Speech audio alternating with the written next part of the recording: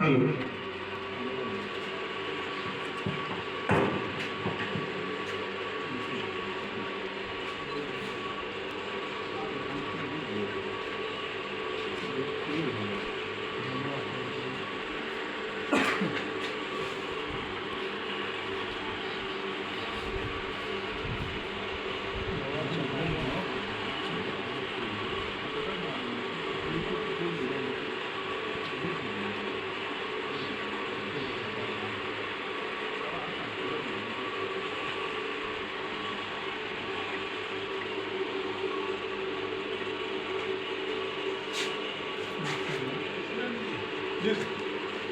Mic लीजिए, हम गीत गा रहे हैं। हाँ, धूप जला रहे हैं। मैं भूल जा गा रहा रहे हैं, बिल्कुल कोई दिक्कत नहीं। अरे नहीं, थोड़ा सा ये जो दीपक जलाया जा रहा है उनका एक दीप गीत है। आप लोग दीप जला रहे हैं, मैं वो गीत गा रहा हूँ जितना कुछ याद है, पूरा याद नहीं है। मधुर मधुर मेरे दीपक जलो, मधुर मधुर मेरे दीपक जलो, युग युग प्रतिदिन प्रतिक्षण प्रतिपल प्रियतम का पथ आलोकित करो, मधुर मधुर मेरे दीपक जलो। सौरभ फैला विपुल धूप बनो, मृदुल मोम सा भूल रे मृदु तनु। सौरभ फैला विपुल धूप बनो, मृदुल मोम सा भूल रे मृदु तनु। दे प्रकाश का सिंधु परिमितु, तेरे दीवन कायरु गल गलो, सहज सहज मेरे दीपक जल, मधुर मधुर मेरे दीपक जल, पुलक पुलक मेरे दीपक जल। एक स्टैंजा मैंने सुना है। अपने हाथ में लेने और उसका किरण जी आप भी आइए, आप भी जो लेखक हैं आप अगर आना जरूरी है साथ में।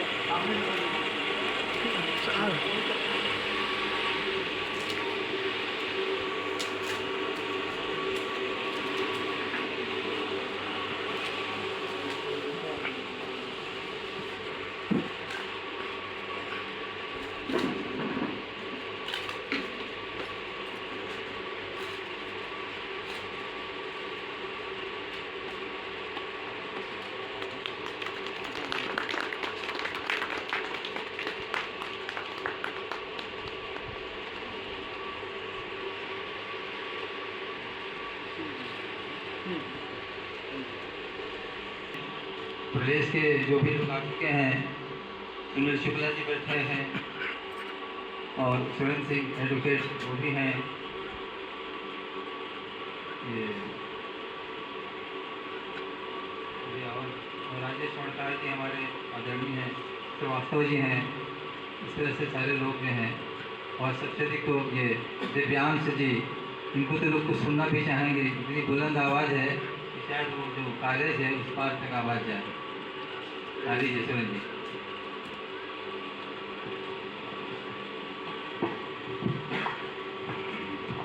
धन्यवाद सर।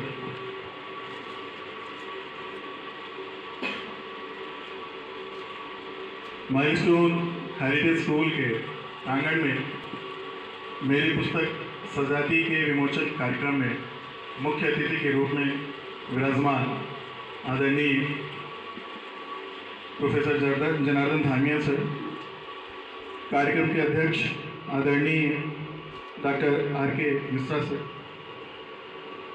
कार्यक्रम में अपनी गौरवमयी उपस्थिति से चार चांद लगा रहे आदरणीय डॉक्टर घनश्याम शर्मा सर,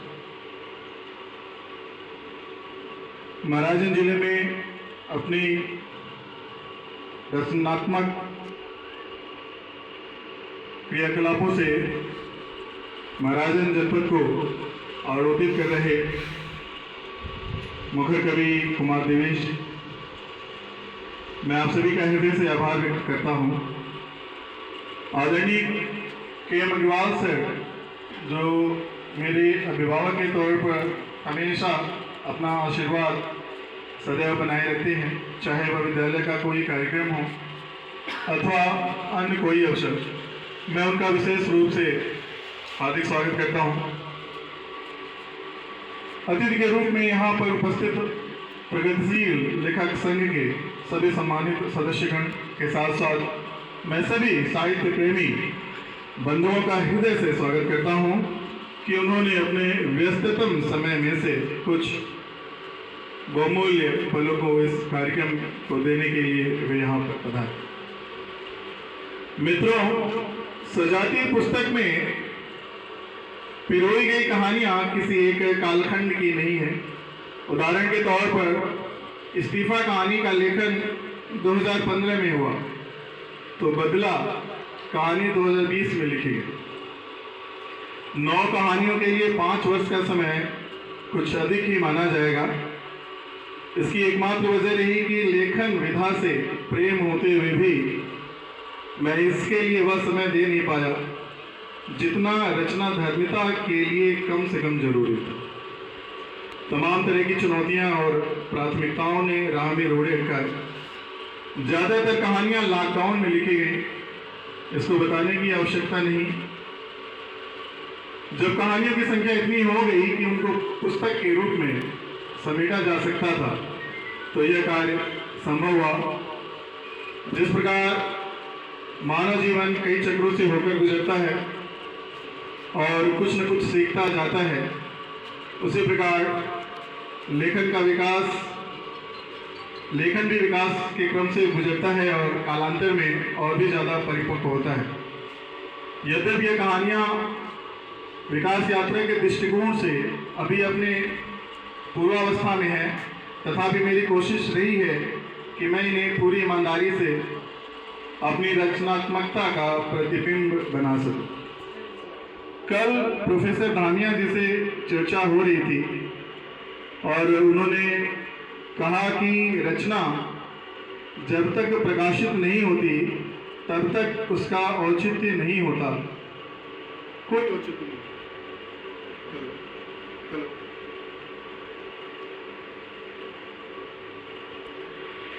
औचित्य नहीं होता, लेकिन प्रकाशन होने के बाद वह समाज की धरोहर बन जाती है और रचनाकार का उस पर कोई अधिकार नहीं होता, लेकिन वह रचनाकार को सदैव प्रतिबिंबित करती रहेगी। इसलिए आज सजाती कहानी संग्रह भी रचना की उस पड़ाव को पार करके अगली यात्रा पर निकल चुकी है। क्या है, कैसी है, कितनी है, इसका मूल्यांकन समाज करेगा। इस अवसर पर पुस्तक के झलक के रूप में मैं अपनी एक कहानी बदला के पाठ का इजाज़त मैं चाहूँगा, जैसा कि पूर्व में हमारी चर्चा हुई थी आदरणीय के.एम. अग्रवाल सर से। ये कहानी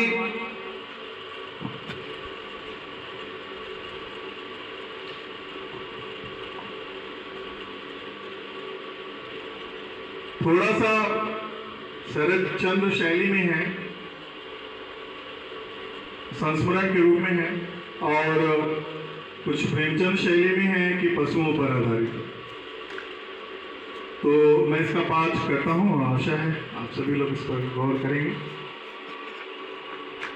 एक दिन डॉक्टर साहब, ये जो सजाती कहानी संग्रह है इसका एक चरित्र मैंने बनाया है। डॉक्टर साहब वो लगभग 7-8 कहानियों में मिलेंगे आपको। और उस चरित्र के माध्यम से मैंने समाज के तमाम जो चीज़ें हैं उसको दिखाने की कोशिश की है। वो नाम है, सिर्फ संज्ञा है डॉक्टर साहब, उसका एक्चुअली चिकित्सकीय पेशे से या फिर पठन पाठन के लिहाज से उसका कोई संबंध नहीं है। एक दिन डॉक्टर साहब अपने घर पर बैठे थे, कोई काम नहीं था, इसलिए मानव मनोविज्ञान पर कोई पुस्तक पढ़ रहे थे। शाम का वक्त था। उसी समय उनका परिचित दुलारे वहां पहुंच गया। वह बहुत दुखी था। दुलारे की रोजी रोटी दिहाड़ी मजदूरी पर निर्भर थी। घर में उसकी पत्नी के अलावा उसके 3 बच्चे थे। गुजारा बहुत ही मुश्किल से ही हो पाता था। अपने 2 बड़े भाइयों के साथ उसका आए दिन झगड़ा होता रहता था। पुश्तैनी जमीन पर उसके भाइयों ने पहले ही अपना पक्का मकान बनवा लिया था। तीसरा भाग जो दुलारे को मिला था उसने खूंटा इत्यादि अस्थायी साधनों से कब्जा कर रखा। कुछ साल पहले जब प्रधानमंत्री आवास योजना के तहत ग्रामीणों को घर बनाने के लिए धन मिलने लगा तो दुलारे ने भी आवेदन कर दिया। सौभाग्य से उसको धन आवंटित भी हो गया। परेशानी तब शुरू हुई जब उसने अपने कब्जे वाली जमीन पर घर बनाना शुरू किया। उसके भाइयों ने जमीन का बंटवारा बराबर नहीं हुआ है ऐसा आरोप लगाते हुए उसका काम ही रुकवा दिया। दुलारे किसी तरह अपना मकान बनवा लेना चाहता था, इसलिए वह समझौता करने के लिए भी तैयार था, भले ही इसके लिए उसे अपने हिस्से की भी कुछ जमीन ही क्यों न देनी पड़ जाए। पर उसके भाइयों को जमीन से मतलब नहीं था, वे तो उसका घर बनना ही नहीं देना चाहते थे, और वो भी सरकारी पैसों से, बिना मेहनत परिश्रम की। दुलारे ने कई बार पंचायत बुलाकर मामले को खत्म करना चाहा, पर उसके भाई कोई न कोई तिकड़म भिड़ा ही देते थे। उधर सरकारी दफ्तर का बाबू उसे बराबर टोक रहा था कि मकान का काम जल्दी से शुरू हो जाना चाहिए वरना पैसा वापस चला जाए। दुलारे परेशान हो गया था। इसी चक्कर में आज सुबह दुलारे की अपने भाइयों से हाथापाई भी हो गई। मामला थाना पुलिस तक पहुंचते पहुंचते बचा। दुलारे का परिचय डॉक्टर साहब से कुछ दिन पहले ही हुआ था। वह चाहता था कि वह उसकी समस्या को दूर करने में उसकी मदद करे। यही सोचकर आज वह डॉक्टर साहब के सामने उपस्थित हुआ। डॉक्टर साहब, आज पानी सिर से ऊपर चला गया है। दुलारे ने एक गहरी सांस लेते हुए बोला। डॉक्टर साहब ने उसे बैठने का इशारा किया और वह बगल में पड़ी हुई एक कुर्सी पर बैठ गए। डॉक्टर साहब ने पुस्तक मेज पर रख दी और उसकी ओर देखने लगे। डॉक्टर साहब, मेरे भाइयों ने मेरा जीना हराम कर दिया है। यही सब चलता रहा तो मुझे डर है कि मेरे मन में कहीं बदले का ख्याल ना आ जाए। अपने परिवार का मुंह ताकर रह जाता हूँ, नहीं तो उन्हें दिखा देता। डॉक्टर साहब गंभीर हो गए। बदला इंसान को जानवर बना देता है, उसे अच्छे बुरे का ज्ञान नहीं रहता। बदले का ख्याल भी दिल में मत आने देना। चलो, हम तुम्हें एक बदले की कहानी सुनाते हैं। यह कहानी इंसानों की नहीं बल्कि जानवरों की है। यह कहानी 2 कुतियों के बीच एक अविश्वसनीय बदले की कहानी है। कुछ महीने पहले मैं अपने घर गया था। मेरा भी कुछ जमीनी विवाद था। गांव में हमारा अभी भी पुराने तरीके का ही घर है, खपरेल से बना हुआ एक बड़ा सा घर जिसके सामने काफ़ी ज़मीन खाली है। वहाँ पर अभी पुआल वगैरह रखा जाता है। कार्तिक का महीना था। 2 कुतियों ने वहीं 2 पुआल के ढेरों के बीच में अपने पिल्लों को जना था। पहली कुतिया, जिसका नाम हम सुविधा के लिए लाली तथा दूसरी का नाम काली रख लेते हैं। लाली के कुल मिलाकर 8 पिल्ले हुए। सभी भूरे रंग के, गोल मटोल, देखने में बहुत सुंदर थे। वहीं दूसरी ओर काली को पता नहीं क्यों सिर्फ एक पिल्ला हुआ। काली जब भी लाली को अपने 8 पिल्लों को दूध पिलाते, उन्हें दुलारते पुचकारते देखती तो उसे अपने एक ही पिल्ले को देखकर बहुत अफसोस होता। वह लाली के पिल्लों की ओर लालच भरी निगाहों से देखती थी। शायद उसके दिल में होता था कि काश उसे लाली के 2-4 पिल्ले सिर्फ दूध पिलाने के लिए ही मिल जाते तो उसके दिल को तसल्ली मिली। यही सोचकर उसने एक आध बार कोशिश की। वह लाली के पिल्ले की ओर बढ़ी। लाली ने उसे आते हुए देखा तो यह सोचकर कि वह उसके पिल्लों को नुकसान पहुंचा देगी, भौंकने लगी। वह काली को अपने पिल्लों के पास नहीं आने देना चाहती थी। यह डर था कि घमंड लाली को ही ठीक से पता होगा। लेकिन जब हम लोग यह देखते थे तो पशुओं की स्वाभाविक आदत जानकर कुछ विशेष ध्यान नहीं देते थे। काली यह देखकर वापस अपने पिल्ले के पास चली जाती थी और उसे दुलारने लगती थी। इसी तरह कुछ दिन बीत गए।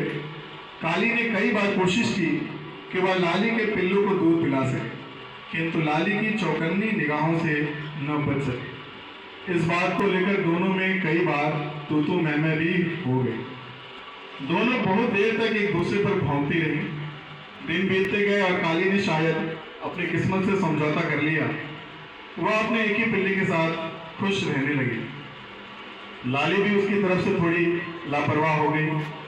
पिल्ले बड़े हो गए थे और उनके खाने पीने का भी इंतजाम करना पड़ता था। चूंकि लाली के 8 पिल्ले थे, इसलिए इस विषय में उसके जिम्मे ज़्यादा काम था। उन्हें खिलाने पिलाने के चक्कर में वह दिन प्रतिदिन कमजोर होती गई। दूसरी ओर काली का पिल्ला अकेला होने की वजह से दिन प्रतिदिन और मोटा, ताजा, सुंदर होता गया। काली की सेहत भी सुधरती गई। हम लोगों का ध्यान उन दोनों की तरफ से बिल्कुल हट गया। आसपास के बच्चे खेलने के लिए लाली के बच्चों को उठा लेते थे, लेकिन किसी की हिम्मत नहीं होती थी कि काली के पिल्ले को छू सके। कारण वह खुद भी मोटा था और दूसरी उसकी माँ की एक नज़र हमेशा उस पर होती थी। अब तो लाली अपने बच्चों की तरफ से बिल्कुल लापरवाह हो गई। वह दिन भर भोजन की तलाश में इधर उधर घूमती रहती थी। काली के दिमाग में क्या चल रहा था उसे बिल्कुल पता नहीं चल रहा। उसे क्या, हम लोगों को भी पता नहीं चला। एक दिन जब लाली भोजन की तलाश में कहीं गई थी, काली लाली के बच्चों के पास गई और कहर बनकर उन पिल्लों पर टूट पड़ी। वह इतनी क्रूर हो गई कि उसे पिल्लों के ऊपर तनिक भी दया नहीं आई। जब तक उनकी आवाज़ सुनकर हम लोग वहाँ पहुँचते, उसने 8 पिल्लों को मार दिया। हम लोगों ने काली को 2-4 डंडे लगाए, लेकिन इससे क्या हो सकता था। काली ने अपना काम कर दिया था। उसने लाली से अपना बदला ले लिया था। इतने दिन वह क्यों शांत थी, अब जाकर समझ में आया। वह लाली को यकीन दिलाना चाहती थी कि उसके पिल्लों की कोई परवाह नहीं है, वह अपने पिल्ले के साथ ही खुश है। ऐसा करके वह एक ऐसा मौका पाना चाहती थी जिससे वह उसके सारे पिल्लों को एक साथ खत्म कर सके। जानवरों में इस तरह की भावना देखी जाती है, खासकर बिल्लों में। वह आमतौर पर बिल्लियों के बच्चों को मार देते, लेकिन इस तरह एक साथ 8 पिल्लों को खत्म कर देना अभी हमने न देखा था न सुना था।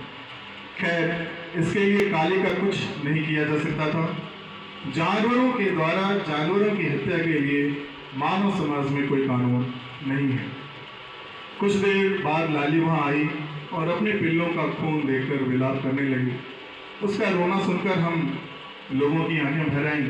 हम लोगों ने ले जाकर उसके मृत पिल्लों को दफनाया और वापस घर आए। लाली कई दिनों तक अपने पिल्लों की याद करके रोती रही। हो न हो उसे यह बात तो मालूम हो ही गई थी कि उसके पिल्लों को काली नहीं मारा। यह सोचकर हम इसी डर में थे कि कहीं वह भी काली के पिल्लों को न मारे। यह आशंका शायद काली के मन में भी थी। यही सोचकर उसने अपने रहने की जगह पर पुआल के नीचे कई दिनों का भोजन इकट्ठा कर लिया था। वह अपने पिल्लों को छोड़कर कहीं जाती ही नहीं थी। दिन भर उसके पास बैठी रहती थी।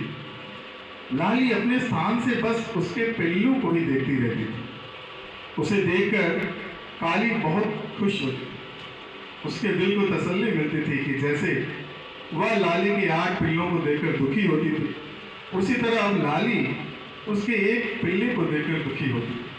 हम लोग जानवरों के इस मनोविज्ञान को देखकर हैरान था। जब इसी तरह कई दिन बीत गए तो शायद लाली को समझ में आ गया कि उसे काली के पिल्ले को मारने का मौका नहीं मिलेगा। यह सोचकर वह एक बार फिर से काली की तरफ से लापरवाह हो गई। अब वह इधर उधर घूमने लगी। उसने काली के पिल्ले पर नजर रखना बंद कर दिया। काली ने उसके व्यवहार में आए हुए परिवर्तन को देखा, लेकिन वह खूंटे को हिला हिला कर देखना चाहती थी। वैसे भी जिसके दिल में चोर होता है वह जरूर से ज्यादा सावधानी बरतता है। इसी तरह कुछ दिन और बीते। लाली ने उधर आना ही बंद कर दिया। यह देखकर अब काली भी उसकी ओर से निश्चिंत हो गई। उसका भोजन भी खत्म हो चुका था, अब उसे भी भोजन की तलाश में बाहर जाना है। एक दिन जब काली भोजन की तलाश में बाहर गई तो घूमते घूमते लाली वहां आई। संयोग से मैं घर पर ही था। जैसे ही लाली वहां आई और काली के पिल्लों की ओर गई तो मैं एक डंडा लेकर उसकी ओर दौड़ा, यह सोचकर कि वह काली के पिल्ले को बदले की भावना से मार डाले। मैं बिजली की फुर्ती से उधर लपका, लेकिन जैसे ही मैं काली के पिल्ले के पास पहुंचा, आश्चर्य से मेरी आंखें फटी की फटी रह गई। इसकी कल्पना मैं सपने में भी नहीं कर सकता था। लाली काली के बच्चे को दूध पिलाया। काली का बच्चा उसकी गोद में लेटे हुए निश्चिंत होकर इस प्रकार दूध पी रहा था जैसे कि उसे किसी का भय नहीं है। मैं वहीं एक तक खड़े इस अद्भुत दृश्य को देख रहा था। लाली ने एक बार मेरी ओर देखा। मेरे हाथ में डंडा देखकर वह संभवतः व्यंग से हंसी होगी। यह सब तुम्हारी दुनिया के नियम है। खून का बदला खून इंसानों की फितरत है, क्योंकि इंसान जानवर बन चुका है, लेकिन जानवरों में अभी भी इंसानियत बाकी है। मैं अपना डंडा और अपना आश्चर्य से भरा हुआ दिमाग लेकर वहां से वापस आ गया।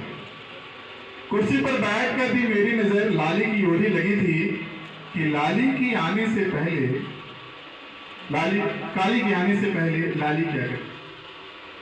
दूध पिलाने के बाद लाली ने पिल्ले को प्यार से चुमा चाटा और वहां से चली गई। थोड़ी देर बाद काली वहां आई। पिल्ले को दूध पिलाने की कोशिश की, लेकिन उसका पेट तो पहले से भरा हुआ। उसने काली का दूध नहीं पिया। यह देखकर काली फिर से वहां से चली गई। जैसे ही वह वहां से गई, पास में ही कहीं छुप कर बैठी हुई लाली दोबारा पिल्ले के पास आई और उसे प्यार करने लगी। दोनों माओं के इस व्यवहार को देखकर मेरे जैसा भौतिकवादी व्यक्ति भी चकरा गया।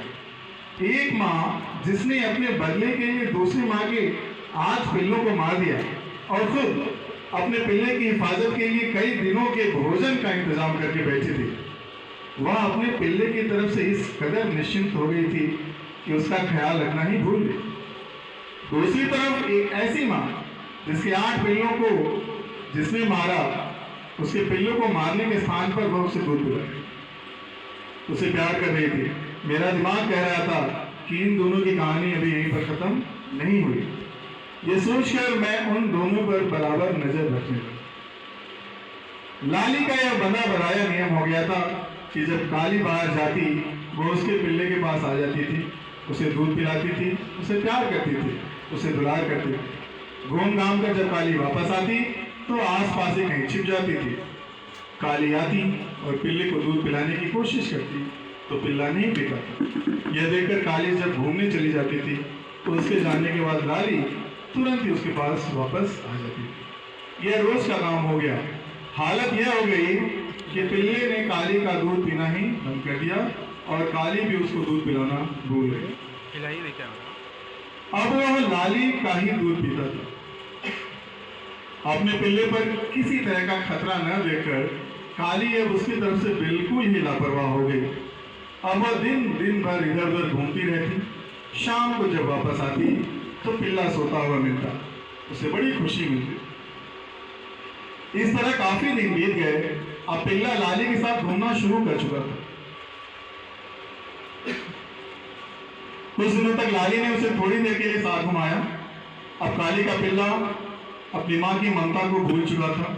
अब वह लाली को ही अपनी माँ के रूप में मान चुका था। जब लाली को यह यकीन हो गया कि पिल्ला अपनी माँ को भूल चुका है, तब वह उसको साथ लेकर घूमने। मैं यह देखकर लाली के दिमाग की दाद देने लगा।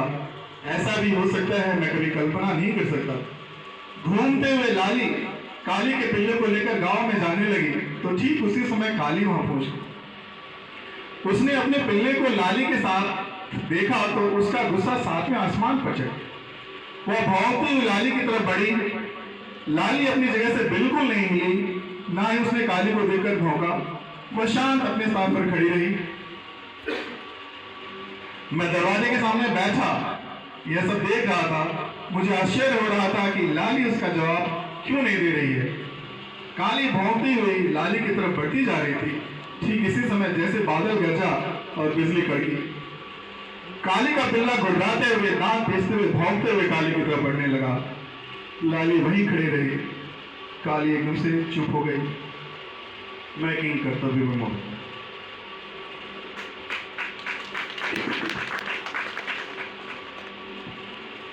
तो ये कहानी पूरी तरीके से काल्पनिक,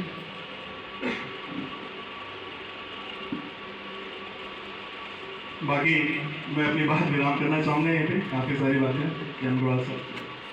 मैंने इस कहानी संग्रह को पढ़ा है।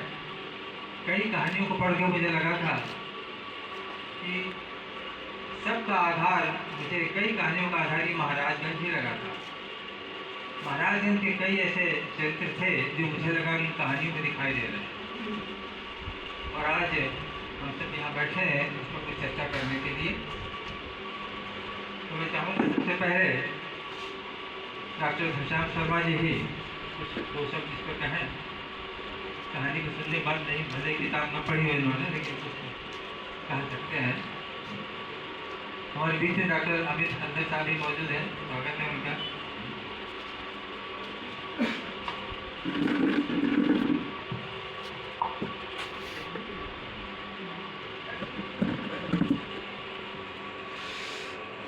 सम्मानित मंच और सामने बैठे सभी बिल्कुल समाज से भाई बहनों, कहानी संग्रह थोड़ा सा मैंने उल्टा पलटा, लेकिन कोई भावपरक चीज से बहुत इफेक्टिव नहीं रहा, प्रभाव नहीं दिखा। लेकिन जब पटेल जी ने एक कहानी का वाचन किया और संपूर्ण कहानी का परिदृश्य जब सामने आया तो निस्संदेह करते हुए गुरेज नहीं है। यह कल्पना पर आधारित हो सकती है पूरी की पूरी कहानी, लेकिन इसमें वास्तविकता है। आज जिस तरीके से मानव स्वभाव परिवर्तित दिखाई दे रहा है, हमें कहने में कोई संकोच नहीं है कि बहुत कुछ हो रहा है इस तरक्की के जमाने में, मगर क्या गजब है, आदमी इंसान नहीं होता। आज इंसानियत नहीं दिख रही, एक भाई भाई का दुश्मन हो रहा है। लेकिन पशुवत चरित्र होने के बाद इसमें चिंतनशीलता नहीं है, क्योंकि पशु और आदमी के विचारों में सिर्फ एक चीज अंतर दिखता है कि आदमी चिंतनशील माना जाता है और पशु में चिंतनशीलता नहीं। लेकिन जो कहानी पटेल जी ने पढ़ा, उनकी जो कल्पना पर आधारित एक कहानी थी, मुझे लग नहीं रहा था कि पूरा का पूरा एक परिदृश्य कल्पनातीत है, कल्पना पर आधारित है। पात्रों का चयन और जो उनकी परिकल्पनाएं थी, जो परिदृश्य है इनके मन में बना, उसको किस तरीके से एक्सपोज किया इन्होंने, और कहानी एक लंबी दूरी तक चल करके और अपने वास्तविकता के निष्कर्ष पर उतर। निश्चित रूप से पटेल जी, मैं आपके इस चिंतन के प्रति आपको धन्यवाद देता हूँ। ये चिंतन आपका और समृद्ध हो, भले वो कल्पनाओं पर आधारित हो, लेकिन जो वर्तमान समाज है उस समाज पर एक कुठाराघात हो, आज जो भाई भाई का संबंध, पिता पुत्र का संबंध, पति पत्नी का संबंध में आज जो दुराव आज दिखाई दे रहा है, आज जहाँ परिवार पूरी तरह से टूट रहा है, भाई भाई का दुश्मन बना हुआ है, पति पत्नी के बीच का। अभी कुछ दिन पहले एक कविता मैंने पढ़ी थी, क्या विडंबना है। उस कविता का जो अंतिम लाइन था मुझे याद है, एक लाइन से याद है कि अब मांग का सिधोरा उठ। शादी हुए 6 महीना भी नहीं, साल भर जाते जाते मामला पति पत्नी का वो मामला कोर्ट में पहुंच रहा है, और कोर्ट में पहुंचने के बाद लगता ही नहीं कि शादी होने के बाद दोनों में कोई संबंध भी रहा होगा। तो दोनों एक दूसरे के बिल्कुल दुश्मन दिखाई देंगे। तमाम ऐसी चीजें कैसे रोका जाए, आज इस पर पटेल जी मैं आपको एक संदर्भ दे रहा हूँ। इस जो टूटता समाज दिखाई दे रहा है, अब कौन स्कूल ऑफ एडमिनिस्ट्रेशन होगा, वो कौन सा ऐसा विद्यालय होगा, स्कूल होगा जहाँ फिर से इस तरीके की कोई पढ़ाई होगी। हमारी बहनों में, हमारी माताओं में, हमारी बेटियों में एक भाव बनेगा। पहले भी लोग थे जब शायद शिक्षा का इतना व्यापक प्रचार प्रसार नहीं था, लेकिन अगर शादी हो गई है तो उसका निर्वाह होता, कोर्ट तक मामला नहीं जाता, घर परिवार समाज और रिश्तेदारों के बीच में ही उसको निपटा लिया। आज सारी चीजें छूट जाए, और सब कुछ छूटने के बाद मामला कोर्ट में जा रहा है, न्यायालय में जा रहा है। इस पर गहनता से विचार करने की जरूरत है कि कैसे हम अपनी बहू बेटियों, भाइयों, बेटों सब में एक ऐसी सकारात्मक सोच पैदा करें जिसके आधार पर एक समृद्ध समाज, एक नैतिक समाज बन करके खड़ा हो, और जो ये टूटन की प्रवृत्ति विकसित हुई है, जो ये दुराव हो रहा है, जो ये अलगाव हो रहा है, ये समाप्त हो। आपको एक बार मैं मन से बधाई देता हूँ कि इस तरीके की परिकल्पनाओं पर आधारित जो आपकी कहानियाँ हैं, इससे थोड़ा और हट करके कल्पना नहीं बल्कि वास्तविकता पर कुछ केस हिस्ट्री को आप देखें, पढ़ें, और ये आपका विचार इस पर और आए। क्योंकि मैं बहुत गंभीर से हूँ इस मुद्दे को लेकर के कि कैसे वो कौन सा स्कूल होगा, मेरे समझ में नहीं आ रहा है। आज बाप बेटा शाम को शायद बच्चों के साथ बैठ करके वो खाना पीना हो पा रहा हो, इतनी दूरियां बढ़ती चली जा रही हैं। इन दूरियों का कैसे कम किया जाए। बेटा 5 साल का या 6 साल का हुआ या प्राइमरी एजुकेशन के ऊपर उठा, हम उसको हॉस्टल में डालने के लिए ले जाकर छोड़ते रहे।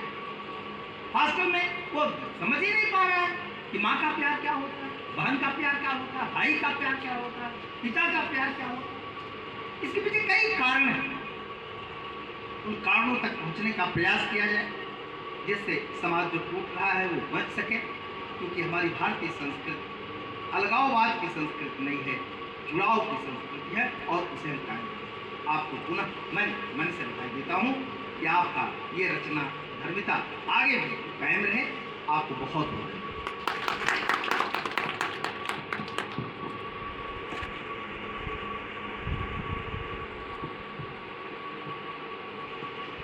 डॉक्टर घनश्याम शर्मा जी ने इस कहानी संग्रह के संदर्भ में बात करते करते आज जो सामाजिक स्थिति है, जो बहुत सारी समस्याएं हैं, जो काफ़ी तकलीफ दे है, उस पर काफ़ी प्रकाश डाला और एक प्रश्न खड़ा किया कि कैसे क्या करें, लेखक की क्या जिम्मेदारी होती है।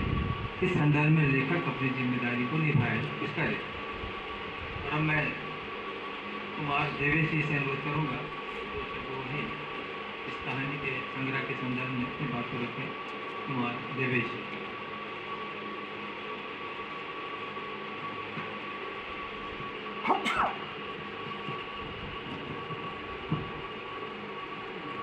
बहुत बहुत धन्यवाद सर। मंचासीन आदरणीय प्रोफेसर साहब, आदरणीय डॉक्टर घनश्याम शर्मा गुरुदेव, डॉक्टर मिश्रा गुरुदेव अग्रवाल सर, आगे हमारे बैठे हुए सभी प्रदेश एवं साहित्य सभा के सम्मानित सदस्य भाइयों बहनों, महाराजगंज में ऐसी विभूतियाँ भी हैं मैं थोड़ा बहुत तो जानता था सूरज जी के बारे में, पर आपके कामों को देखा, मैं जानता था कि वो सिपला सक्सेना जी को आपने बनाया था, मैं तब से आपसे बहुत प्रभावित था। और आपके पास तो गुणों की खान है सर। एक बार सूरज जी के लिए जोरदार ताली होनी चाहिए। और बैठे बैठे मैं आपकी पहली कहानी सजाती हुई थोड़ा पढ़ लिया। जिस मानवीय, मैं क्या कहूँ उसे, विकृत कहिए, सोच कहिए, जो भी आज के समाज में है, उस पर आपने बड़ा मतलब बेदर्दी की तरह आपने वार किया, एकदम उसको सामने उभार कर रख दिया है। बहुत अच्छा लिखा है आपने सर। पहले जब आपका मैंने ये सुना कि सजाती है, तो मैंने कहा कि आजकल तो इस विषय पे शायद ही लोग कोई समाज में बात करना चाहते हैं, अपनों के बीच में तो हो जाती है, समाज में खुल के नहीं करते। तो आपने सुबह फोटो डाली तो मैंने वो पढ़ा, तो फिर मैं आप समझ गया कि आप बिल्कुल वो जो व्यंग कर रहे हैं कि जात सबसे बड़ी पैसे की होती है, आपने जो वहाँ लिखा है। तो आपकी पहली कहानी उसी से संबंधित है कि 14 साल के लड़के की नौकरी लग नहीं पाई। बहुत ही अच्छा लिखा। मेरे पास शब्द नहीं है। मैं अभी तक तो मैं आपको मानता था कि महाराज की विभूति है, आज मैं आपका फैन हो गया हूँ। लेकिन बहुत अच्छी बात सर आपने लिखा है। यह पुस्तक मैं ले जाऊँगा और पूरा पढ़ूँगा। लेकिन आपने बहुत अच्छा काम किया, मैं आपको पुनः बधाई देता हूँ। और अभी जो आपने कहानी, वहाँ आपने चौंकाने का काम किया थी, कहानीकार के रूप में सर आपने बहुत अच्छा लिखा। मेरे पास मतलब आपके लिए कोई तारीफें है, मैं रात हो जाएगी करते करते। तो ज़्यादा समय नहीं दूँगा। आपने बहुत अच्छा लिखा है सर। और महाराजगंज में अभी आपको और काम करना है, मेरा पूरा सहयोग आपके साथ रहेगा। और मुझे आपसे काफ़ी उम्मीदें जुड़ गई हैं।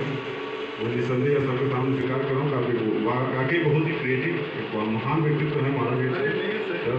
बहुत बहुत धन्यवाद सर आपको, आपने मुझे बुलाया और मौका दिया। Thank you sir.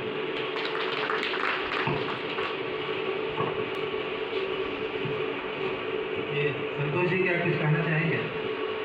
क्योंकि आप भी काफ़ी लिखते पढ़ते हैं, लिखते विचारते हैं। आप संतोष श्रीवास्तव जी हैं और प्रदेश के सचिव हैं आप, और काफ़ी महत्वपूर्ण कार्य आप समाज में करते हैं। श्री संतोष श्रीवास्तव मंच पर आसीन आदरणीय मिश्रा जी, डॉक्टर जगवर्धन धानिया सर, श्याम शर्मा सर और हेमंत रावत सर, दिनेश जी। अभी तक तो पटेल जी की काव्य रचनाएं हम लोग सुनते थे, लेकिन सुनने में आता था कि आप कहानी भी लिखते हैं। हमारी से थोड़ी बहुत बातचीत होती थी। पहली चीज़ तो अभी आपने जिस कहानी का वाचन किया, लेखन से बहुत बेहतरीन वाचन रहा आपका। इसके लिए मैं चाहूँगा आप लोग जोरदार तालियों से स्वागत करें आपका। और अभी आपने जो सजाती कहानी में लिखा है कि आज सिर्फ 3 जातियाँ हैं, एक जो टैक्स नहीं भरती है, एक जो टैक्स भरती है और एक टैक्स चुराती है। इसके सीधे सीधे शब्दों में कहिए कि एक पैसे वाला और कोई तीसरी जाति नहीं होती है। वो तो आपने 3 उसका वर्गीकरण किया, वो तीनों उसी में अमीर गरीब में ही आ जाएंगे। और जिस कहानी का आपने वाचन किया, कहानी अच्छी है और वो बहुत बेहतरीन रहा। मनुष्यों पर अगर इस तरह से आप कोई लिखते तो शायद प्रेमचंद की कहानी या किसी की और एक बदला कहानी है, मुझे याद आ रही है, उसमें आप इस तरह का नहीं पाते। तो अगर पशुओं में ऐसा है तो इंसानों को भी सुधर जाना चाहिए और शोषण के विरुद्ध हमारा एक नारा होना चाहिए, एक अभियान होना चाहिए। कोई भी पृथ्वी पर शोषित प्राणी न रहे, यही हमारी शुभकामनाएं हैं। और पटेल जी को बहुत बहुत बधाई और शुभकामनाएं।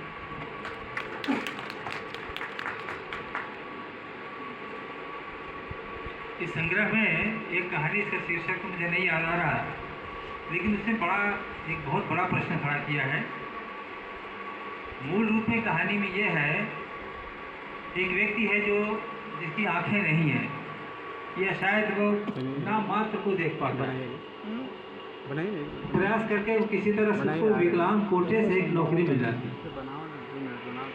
कुछ सालों तक वो काम करता है और अपनी आंखों के लिए दवा भी कराता रहता है। वो एक दिन ऐसा आता है, दवा के कारण से जैसे भी उसकी आंखें काफ़ी ठीक हो जाती हैं।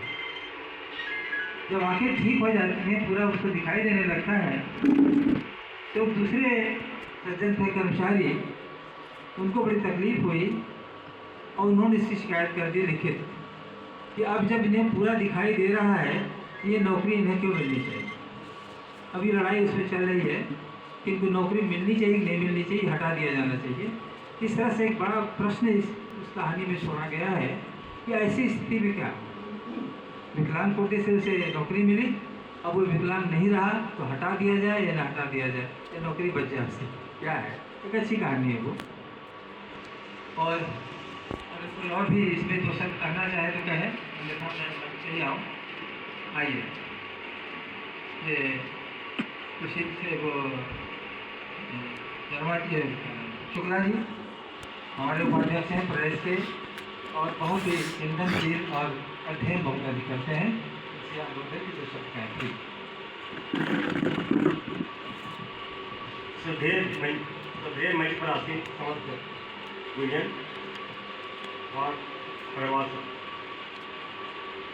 मित्रों, आज हमारे प्रेम पटेल जी के जो कहानी संग्रह है, जिसमें 9 कहानी संग्रहित है, सजाती उसका विमोचन हुआ।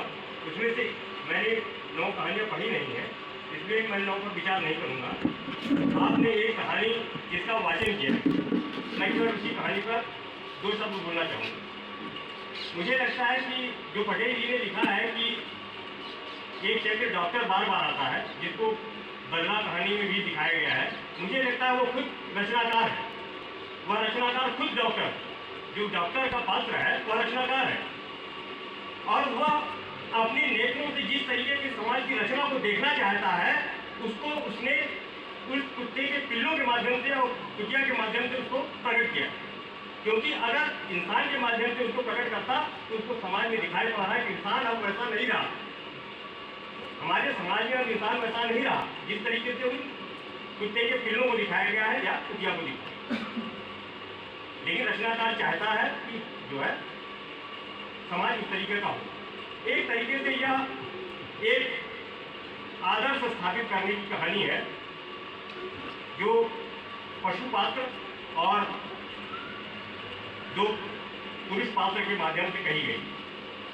अब इसमें कथन तो बहुत ज़्यादा इस कहानी में आए नहीं है, लेकिन एक जगह जहाँ पे कथन आया है कि वो प्रवेश करता है गरीब आदमी जिसका घर उसके भाई छीन रहे हैं या घर नहीं बनवाए गए हैं, वहीं पर एक जगह कथन आया, संवाद आया।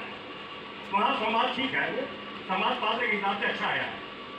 और कहानी जितनी कहानी की रचना धर्मिता है, उसमें कहानी जितनी लंबी गई है वह भी ठीक है। उससे ज़्यादा लंबी खींची जाती तो कहानी शायद अपना प्रभाव खो देती। इसीलिए वहाँ पर रचनाकार ने डॉक्टर को ठीक करता हुए मुंह दिखा करके कहानी का एंड कर दिया। अगर कहानी को और आगे बढ़ाने का 2 लाइन भी प्रयास किया जाता तो कहानी अपनी मानक क्षमता खो देती। यह कहानी लोगों के जो भी संवेदनशील व्यक्ति हैं उनके दिमाग पर एक चोट करती है, और वहीं पर यह कहानी दगी हुई है। मुझे पटेल जी का जो है रचना धर्मिता पर पूर्ण विश्वास है कि आगे की रचनाएं जो इनकी आएंगी वह ज़्यादा अच्छी आएंगी। अभी तो यह शुरुआत है, क्योंकि कोई भी रचनाकार जो अपनी पहली रचना करता है उसमें शायद शिल्प पक्ष पर उतना ध्यान नहीं देता, वह केवल कथानक पर ध्यान देता है। इन कहानियों में कथानक पर ज़्यादा ध्यान दिया गया है और शिल्प पक्ष पर ज़्यादा ध्यान नहीं दिया गया है। वो आगे की रचनाओं में आपको देखने को मिलेगा। या हो सकता है कि जो 9 कहानियाँ हों उसमें शिल्प पक्ष भी बहुत प्रखर होकर उभरा हो, और वह आगे अगर काफी संग्रह पढ़ा जाएगा तो समझ में आएगा। लेकिन जिस हिसाब से विचार उसमें प्रकट हुआ है, मुझे जो है एक कहानीकार के रूप में सुरेंद्र पटेल जी का भविष्य अच्छा दिखाई पड़ा। और अगर ये प्रयास करेंगे, क्योंकि किसी भी साहित्य की कसौटी गद्य है, कविता सभी लोग लिखते हैं, कविता जो कुछ नहीं आता वो भी 2-4 लाइन लिख लेता है, लेकिन हमेशा कसौटी गद्य को माना गया है। और गद्य में निबंध तो खैर बुद्धिजीवियों का रचना धर्मिता के लिए होता है, लेकिन कहानी जो होती है, कहानी एक सामान्य पाठक से लेकर के एक बुद्धिजीवी पाठक तक पहुँचते हैं और उसकी संप्रदायिकता ज़्यादा होती है। तो कहानी अगर आप 5 लिख देंगे तो आप बहुत ज़्यादा बड़े राइटर भी बन सकते हैं।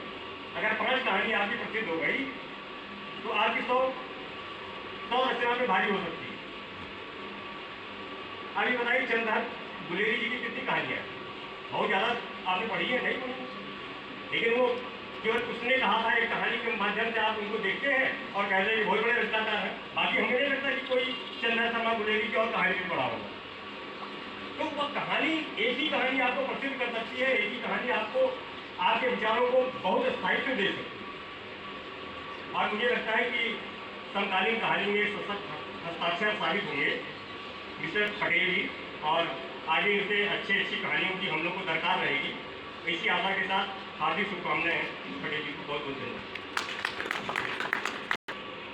शुक्ला जी ने महाराज जी की ज़मीन की काट की तारीफ की है, अच्छी बात है। यहाँ कुछ इसी तरह से हरे भरे पौधे निकले, हरियाली फैले कि महाराज ने बाहर भी दिखाई देने लगे। कोई और मित्र कुछ कहेगा क्या?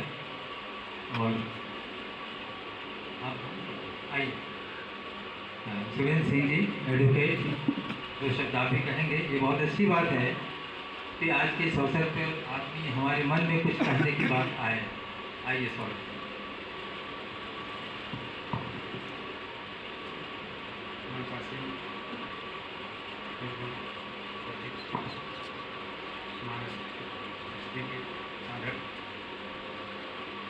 पुस्तक को मैंने न छुआ है, न देखा है, न पढ़ा है। नहीं, फिगर हमने देखा है, जो आवरण पृष्ठ है, और जो आवरण देखकर उसके बारे में वर्णन करने जा रहा है, यह कैसे लिफाफा देखकर मैं उस किताब को पढ़ने जा रहा हूँ। इस तरह की बात है कि उसके अंदर क्या लिखा है। सब सजाती आया प्रलेश के, मोबाइल पे देखा यह सजाती, और बड़े तगड़े तरह से हाथ जो मिलाया गया है, उसके जो कालर वाली बांध जो है वह नोट से बनी हुई है। तो यह मैं देखा सजाती। अब तक तो जातियों की लड़ाई हो रही थी, जाति जात कौन है, कई ग्रुप में जाते हैं। सजाती को एक जगह इकट्ठा किए हैं और बड़े गर्मजोशी के साथ हाथ मिलाते हुए यह किताब देखें, और नीचे लटके हुए लोग हैं जो हाथ उठाए हैं कि उसमें हम भी आ जाएं, पकड़ लें, छू लें, पहुंच जाएं। तो सजाती में अभी एक कहानी ये सुनाए थे दो भाइयों की, यानी अपना खुद का भाई ही आपका सजाती नहीं हो सकता है, सजाती वही होगा। सही है।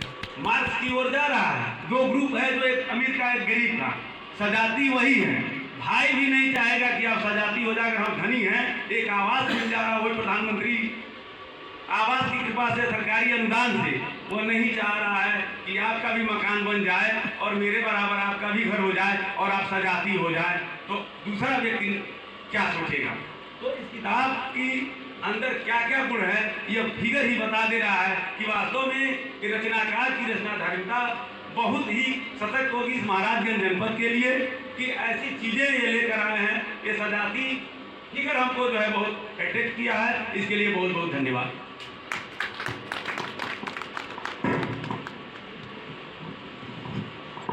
धन्यवाद है सुरेंद्र जी। और हमने चूँकि समय काफ़ी देर से कार्यक्रम शुरू भी हुआ है, अंधेरा होने को है, इसलिए मैं आज के जो मुख्य अतिथि हैं प्रोफेसर जनार्दन धामिया साहब, मैं उनसे अनुरोध करूँगा कि आज के संदर्भ में अपनी बातों को रखें। प्रोफेसर जनार्दन धामिया साहब, मैं समझता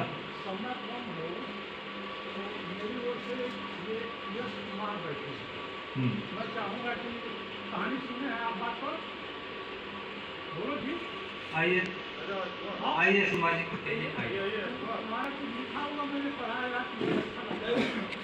और ये तो हम नहीं पढ़े हुए कहानी को पढ़े।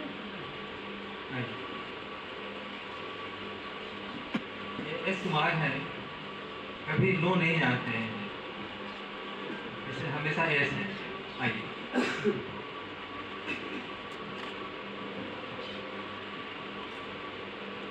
मंचासीन समस्त आदरणीय गुरुजनों को मेरा प्रणाम, और उपस्थित सभी भाई बहनों, प्रगतिशील लेखक संघ और साहित्य सभा से उपस्थित सभी आदरणीयों को मेरा नमस्कार।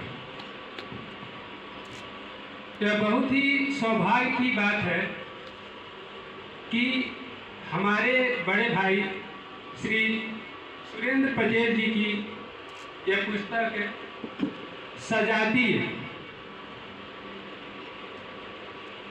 जिस पर हम सभी को विचार करने की आवश्यकता है। किस तरह समाज में खाइयाँ दिन प्रतिदिन बढ़ रही हैं, उसको इन्होंने विभिन्न रचनाओं के माध्यम से, कविताओं, कहानियों के माध्यम से प्रदर्शित करने की कोशिश की है, सफल कोशिश की है। अभी सर ने एक कहानी सुनाई है बदला, जो कि समसामयिक है और उस कहानी के जो पात्र हैं लाली और काली करके, उनके माध्यम से बताया गया है किस तरह काली ने किन दुर्भावनाओं के चलते बदला का कौन सा स्वरूप चुना और लाली ने किस तरह एक बहुत ही सकारात्मक थक हार कर अपने अंतिम पड़ाव में एक बहुत ही सकारात्मक तरीके से उसने बदले की भावना अपनाया। और हमने देखा किस तरह उसने काली के पिल्ले को पूरे तरीके से अपने वश में कर लिया। और भी लेखक यानी आदरणीय सुरेंद्र पटेल जी इसके माध्यम से क्या कहना चाहते हैं, डॉक्टर साहब वह अंत में किम कर्तव्य विमूढ़ हो जाते हैं। इस तरह की उपसंहार को देख करके इन्हीं शब्दों के साथ मैं वाणी को विराम देता हूँ।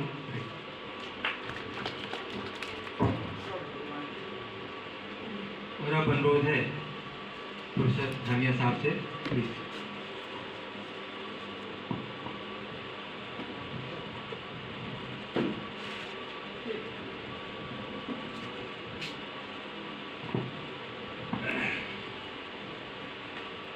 आज के इस आयोजन के अध्यक्ष और महाराजगंज प्रगतिशील लेखक संघ की इकाई के ही अध्यक्ष डॉक्टर मिश्रा जी, बड़े बड़े बनवाइए, इस मंच पर बैठे हुए बड़े शर्मा जी, एक पांडे जी,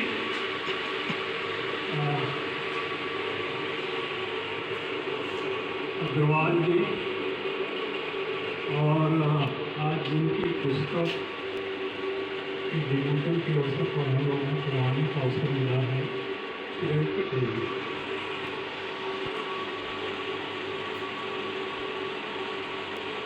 रचना एक ऐसी चीज है जो एक से होती है,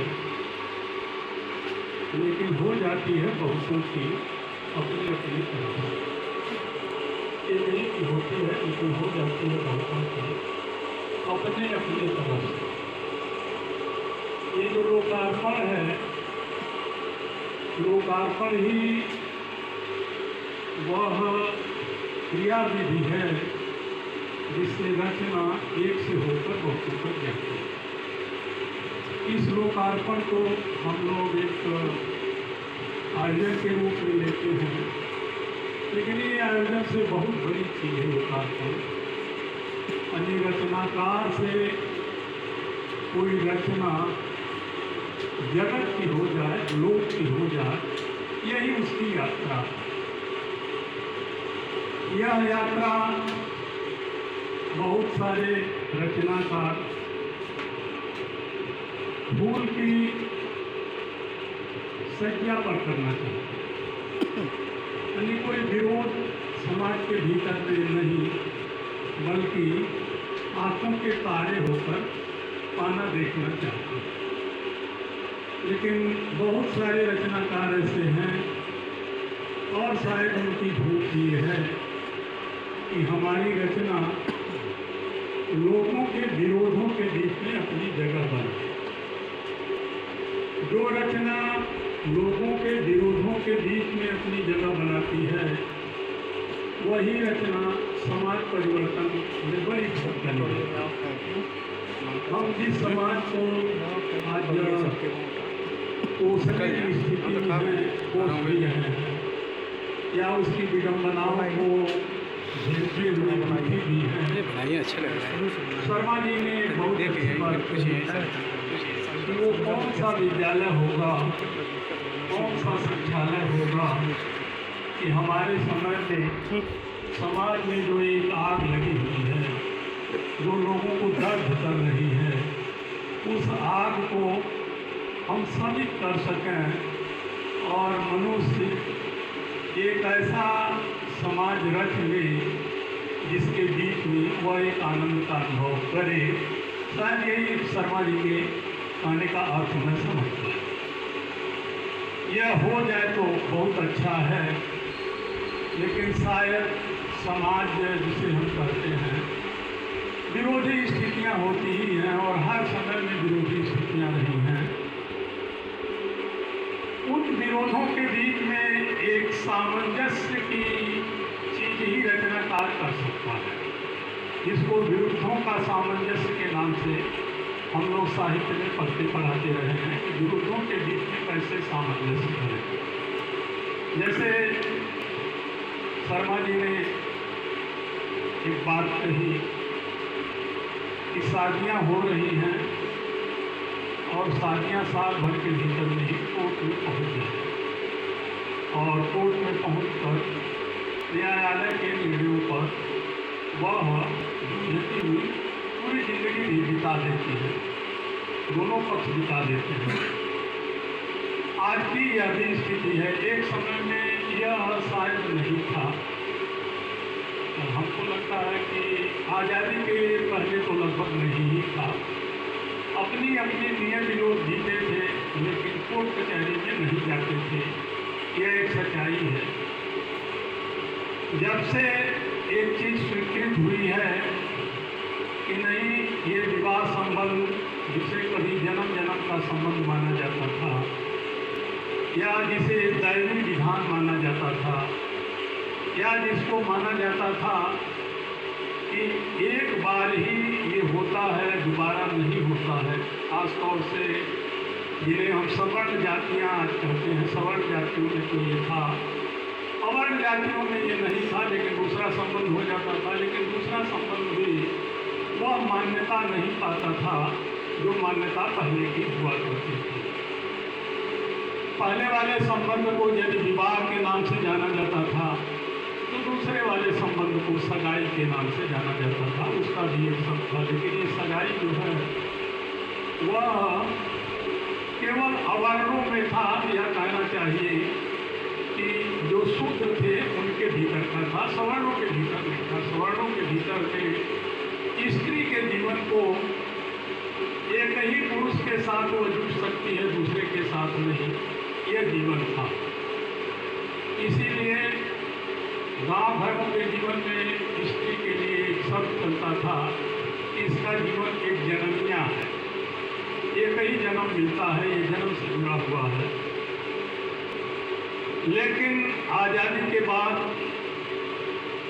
भारत ने एक विधि अपनाई, जिस विधि में विवाह होना यदि है तो विवाह टूटना भी उसी तरह से स्वाभाविक माना गया कि विवाह टूटेगा, और विवाह यदि टूटेगा तो कैसे टूटेगा, उसकी एक प्रक्रिया तो हुई। पहले वाली प्रक्रिया में पुरुष स्वतंत्र था, वह स्त्री को छोड़कर दूसरा कर लेता था, लेकिन स्त्री को ये स्वतंत्रता नहीं थी।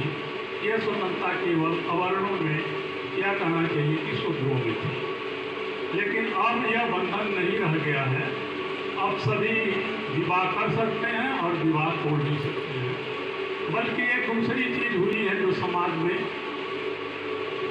कि वैध रूप से एक ही पति हो सकता है किसी का, या वैध रूप में एक ही पत्नी किसी की हो सकती है। अवैध रूप में तो कितने क्या है, ये एक अलग विषय है। यह हमारे स्वतंत्र भारत की गति है। मैं थोड़ा उसके पहले की बात कहता हूँ। तुलसीदास एक बड़े रचनाकार हैं और उनके दो बड़े पात्र हैं जिनके सहारे पूरी कथा चलती है, सीता और राम, या राम और सीता के लिए संभवतः सीता ने जो जीवन जिया या जो जीवन कथाकारों ने उन्हें दिया, वह जीवन आज कोई स्त्री जी पाएगी, ये थोड़ा बहुत आश्चर्य है कि शायद नहीं हो पाएगा। हो सकता है कोई जी भी है, एक्सेप्शन हर समय में होते हैं। गर्भवती सीता बड़े प्यार से, बड़े सम्मान से, लेकिन बड़े धोखे से अपने दुलारे देवर द्वारा जंगल में अंधेरा होते समय छोड़ दी जाती है और सीता उस जंगल में हिंसक जानवरों के बीच में जीवन जीती हैं।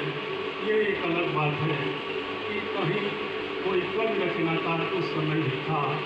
इस कवि रचनाकार ने सीता को अपने आश्रम में जगह दिया, और जगह ही नहीं दिया, अपनी पुत्री मानकर, या कहना चाहिए कि यदि वह पुत्री उसके घर में है तो बच्चों की माँ के रूप में उन बच्चों का और उसका भी एक तरह से लालन पालन किया। यह जीवन आज के समय में होगा, लेकिन उस समय में स्त्री की ये जो जिंदगी थी, उस जिंदगी को लेकर तुलसीदास ने एक बात कही है। तुलसीदास को बहुत सारे लोग स्त्री विरोधी के रूप में भी मानते हैं, देखते हैं। बहुत जगहों पर वह परंपरागत रूप में है, ये भी नहीं है कभी नहीं। लेकिन तुलसीदास ने एक बात कही है, क्योंकि उस समय सब कुछ विधाता की सृष्टि माना जाता था, तो कहते हैं कि कत विधि श्री जी नारी जग माही पराधीन सुख सपने हुए। तुलसीदास जब स्त्री विरोधी माने जाएं, अपने कथनों में कई जगह वो मिलते भी हैं, लेकिन स्त्री की ये जो नियत थी कि पराधीन ही उसको जीवन जीना पड़ता था, जो परंपरागत पहले से चला आ रहा था, कि बचपन में वह पिता के अधीन होती है, युवावस्था में पति के अधीन होती है, और वृद्धावस्था में यदि पति नहीं है या पति वानप्रस्थी या सन्यासी हो गया तो वह पुत्र के ही अधीन होती है, और स्त्री को अधीनता में ही जीवन जीना होता था, और स्त्री की स्वाधीनता की कोई कल्पना नहीं थी।